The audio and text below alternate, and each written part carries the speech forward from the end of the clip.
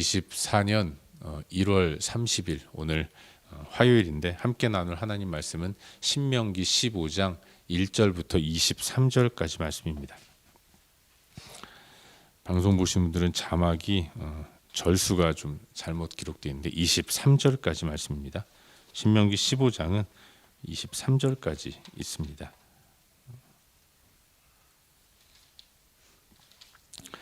우리 함께 읽도록 하겠습니다. 매 7년 끝에는 면제하라.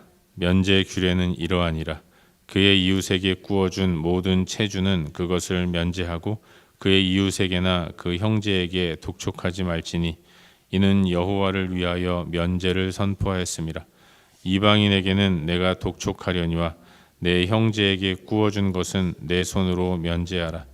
내가 만일 내 하나님 여호와의 말씀만 듣고 내가 오늘 내게 내리는 그 명령을 다 지켜 행하면 내 하나님 여호와께서 내게 기업으로 주신 땅에서 내가 반드시 복을 받으리니 너희 중에 가난한 자가 없으리라. 내 하나님 여호와께서 내게 허락하신 대로 내게 복을 주시리니 내가 여러 나라에 구워줄지라도 너는 꾸지 아니하겠고 내가 여러 나라를 통치할지라도 너는 통치를 당하지 아니하리라.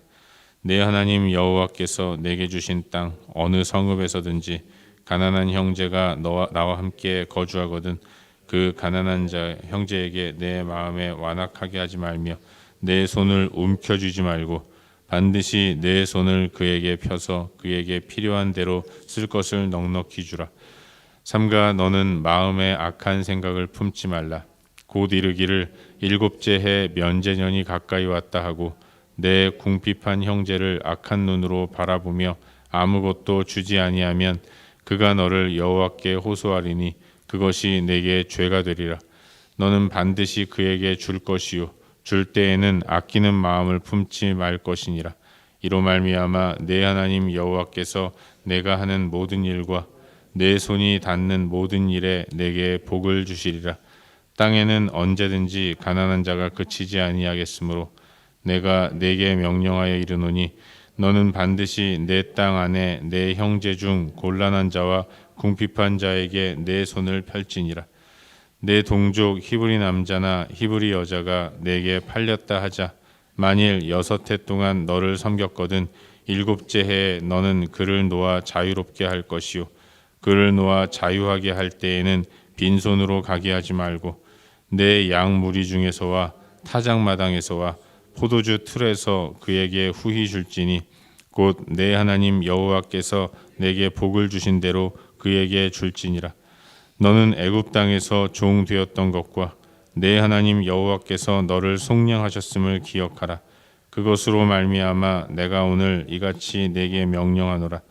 종이 만일 너와 내 집을 사랑함으로 너와 동거하기를 좋게 여겨 내게 향하여 내가 주인을 떠나지 아니하겠노라 하거든 송곳을 가져다가 그의 귀를 문에 대고 뚫으라.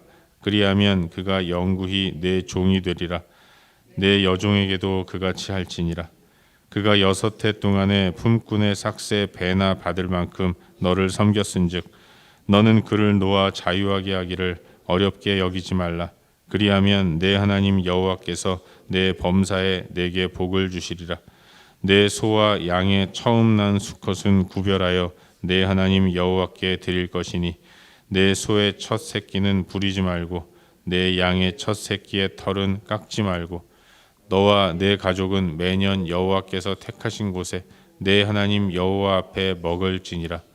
그러나 그 짐승이 흠이 있어서 절거나 눈이 멀었거나 무슨 흠이 있으면 내 하나님 여호와께 잡아 드리지 못할지니 내 성중에서 먹되 부정한 자나 정한 자가 다 같이 먹기를 노루와 사슴을 먹은 같이 할 것이요 오직 피는 먹지 말고 물같이 땅에 쏟을지니라.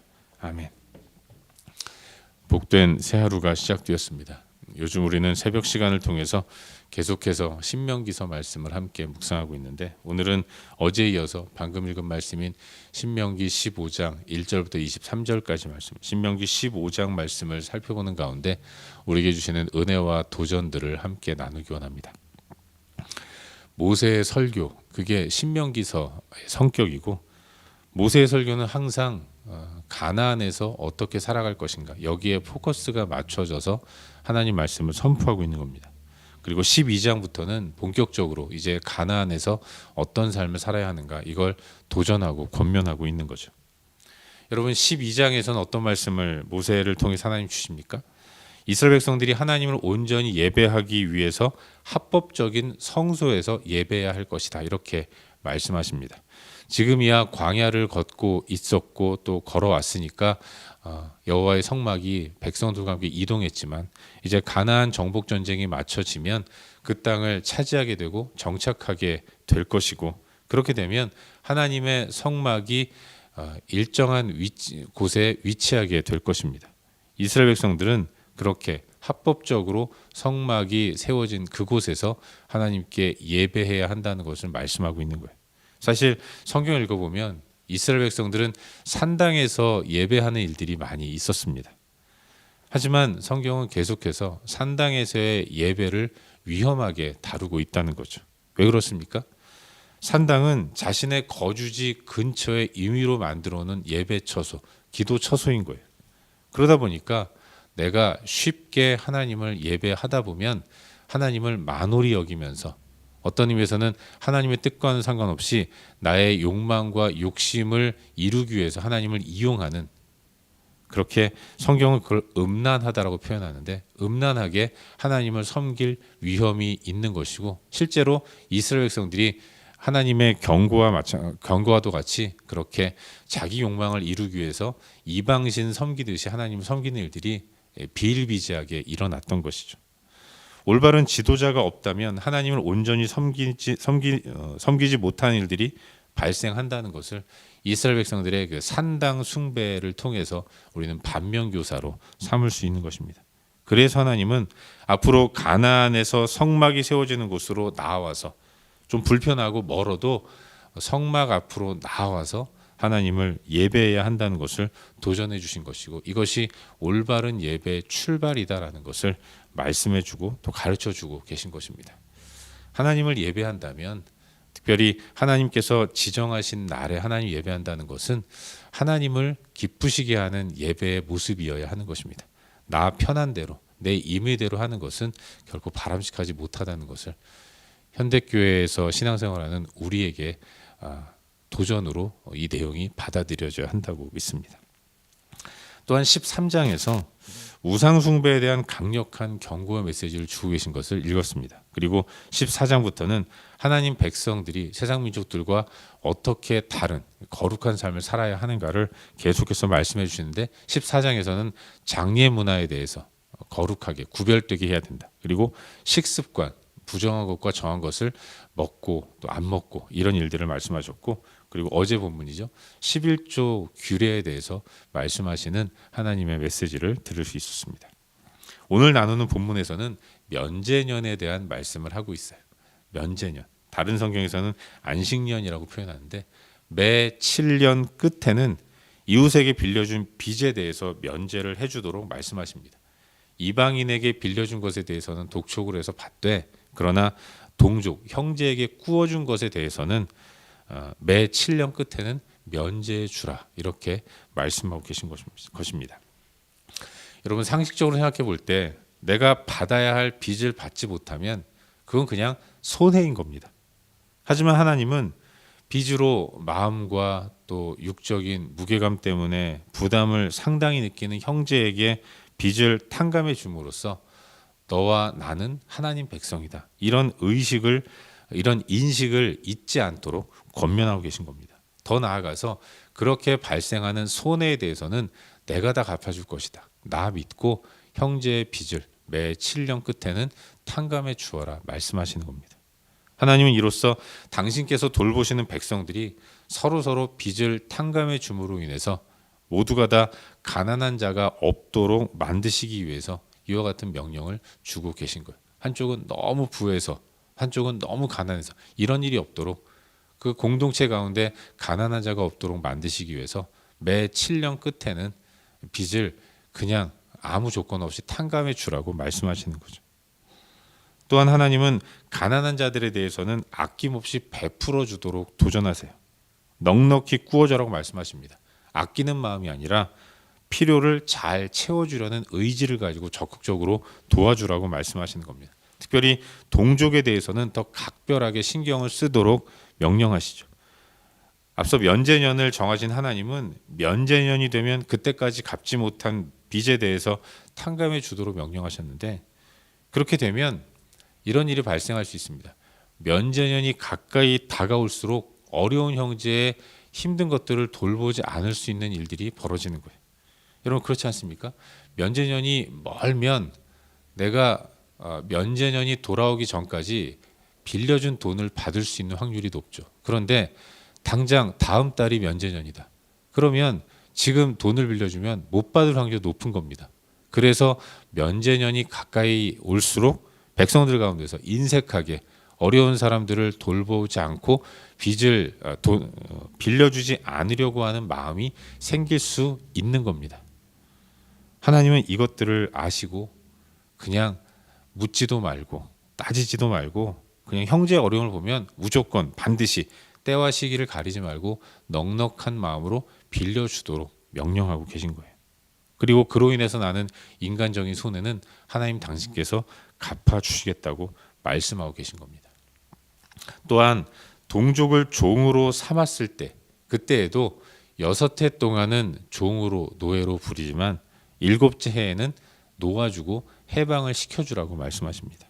그리고 해방이 되어 돌아갈 때에는 빈손으로 돌아가지 않도록 넉넉하게 채워주도록, 그리고 두 손 가득히 무겁게 자유의 몸이 되도록 명령하세요.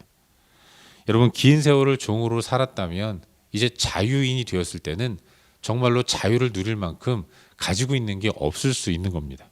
그러면 또 돈을 빌리겠죠. 그러면 또 종이 될 것입니다.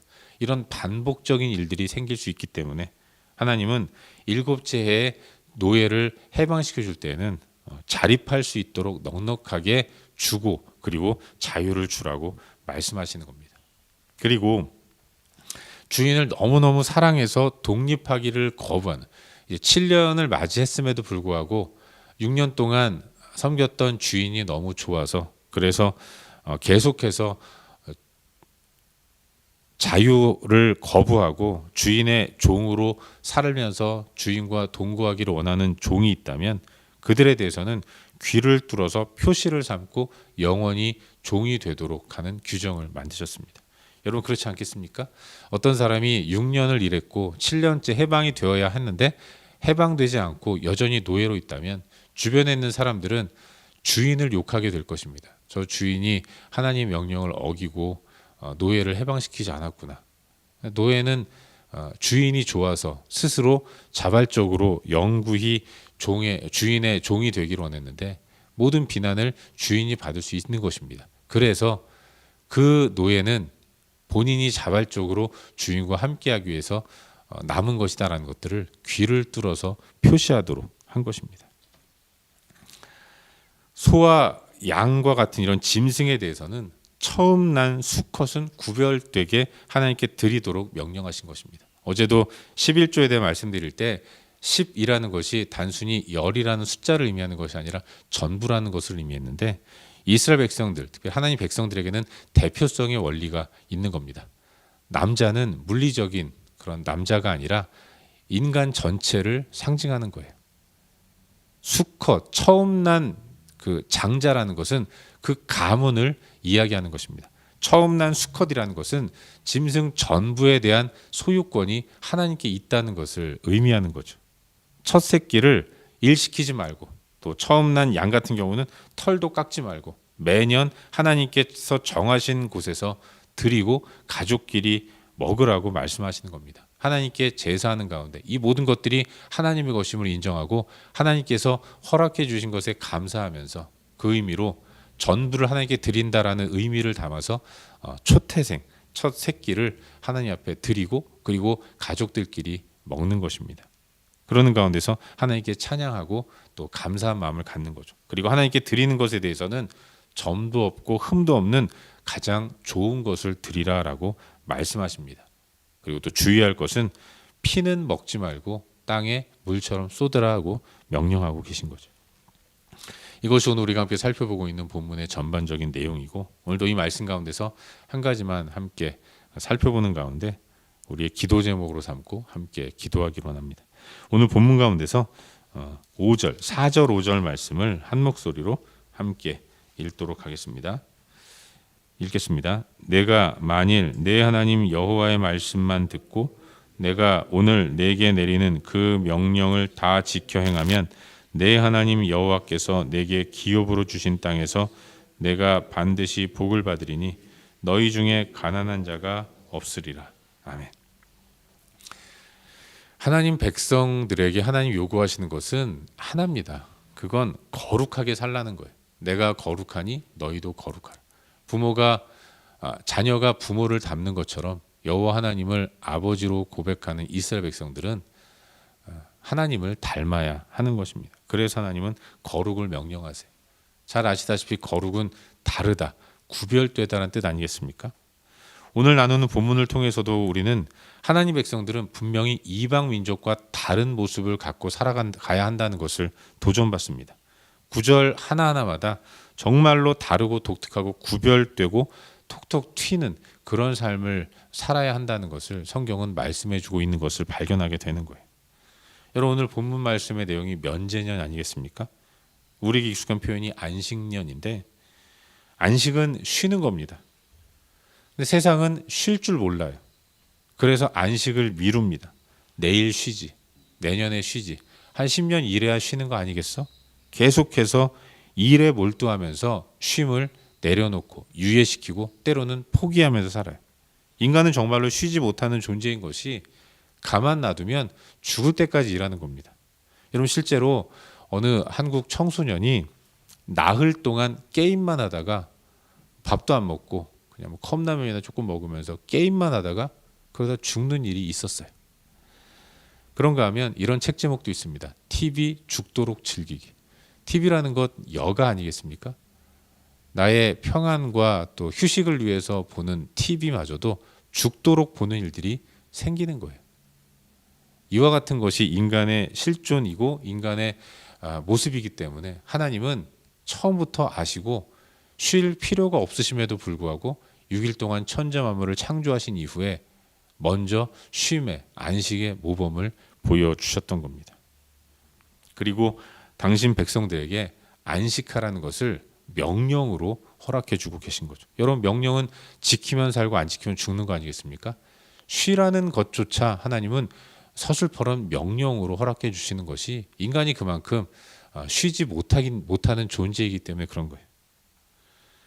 인간적으로 이런 안식의 명령을 순종하면, 그래서 쉬면 당연히 뒤처질 거라는 생각을 하게 됩니다. 안 쉬고 달리는 사람과 비교해 볼 때, 그들과 경쟁할 때 쉬면 쉬는 만큼 뒤처지는 겁니다. 내가 쉴 때에 내가 쉰 만큼 상대는 나보다 더 앞서가게 되는 거죠. 그래서 인간은 쉬지 않으려고 해요. 미래의 영광을 위해서 안식을 유예하는 삶을 살고 그게 미덕인 줄 알고 살아가는 겁니다. 그러나 엄밀하게 따져보면 나의 유익과 행복을 내 손으로 이루려고 하는 인본주의적인 생각 때문에 인간은 쉬지 못하는 거예요. 하나님께 맡기지 못하기 때문에 벌어지는 일인 것입니다. 내가 갖고 싶은 것들, 내 손에 움켜쥐고 싶은 것들을 포기하지 않고 붙들고 있기 때문에 하나님이 안식을 명령하셨음에도 불구하고 쉬지 않고 달려가는 것입니다. 그래서 이와 같은 모습을 하나님은 죄라고 말씀하시는 것이고 또 죄에 대한 대가를 치를 수 있도록 말씀하고 계신 것입니다. 하나님 명령하시기를 맡기라고 하십니다. 그리고 그렇게 할 때 내가 너에게 복을 주겠다고 말씀하세요.